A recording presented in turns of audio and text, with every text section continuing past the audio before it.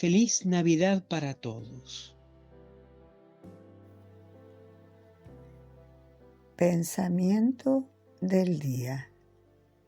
Viernes 27 de diciembre. Animarse mutuamente.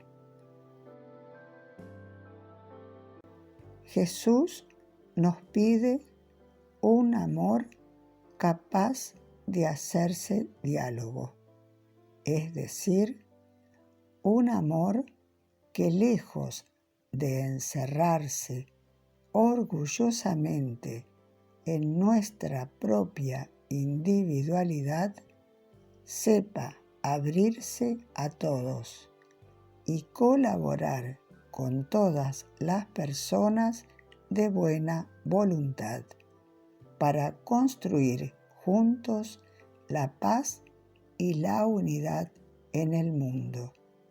Tratemos, pues, de abrir los ojos a los prójimos que encontremos para admirar el bien que hacen, sean cuales fueran sus convicciones, para sentirnos solidarios con ellos y animarnos mutuamente por el camino de la justicia y del amor.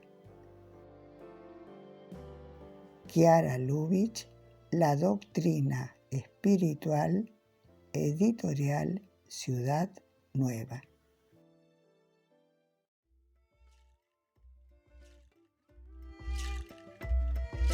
Palabra de vida. Diciembre de 2024. Nada es imposible para Dios.